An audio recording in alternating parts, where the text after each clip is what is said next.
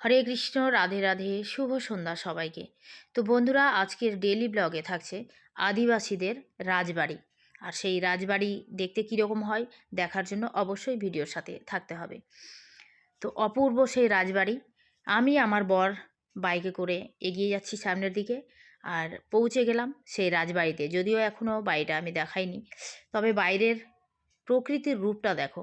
নিজের হাতে সাজিয়েছে, এত সুন্দর করে সাজিয়েছে, এত ভালো লাগছিল আমার, মানে বলে বোঝাতে পারবো না যে কত সুন্দর লাগছিল। সামনের দিকে আছে চাষের জমি, শুধু চাষের জমি, সেটাও অপূর্ব লাগছিল এই বাড়িটাকেই কেন্দ্র করে।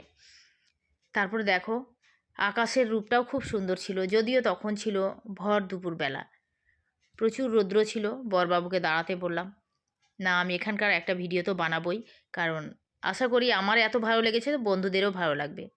দেখেছো আকাশের রূপটা? এবার চলো রাজবাড়িটা দেখানো যাক। এই দেখো, আস্তে আস্তে যাচ্ছি।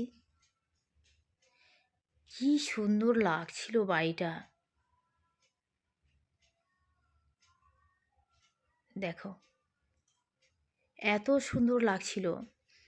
সেই আগের যে রাজবাড়িগুলো থাম থাম করে সাজানো হতো বাইরের উঠোনটা, সেই রকমভাবেই তৈরি করা আছে। দেখো নিখুঁতভাবে কালার করা আছে, এত পরিষ্কার ছিল, এত পরিষ্কার ছিল।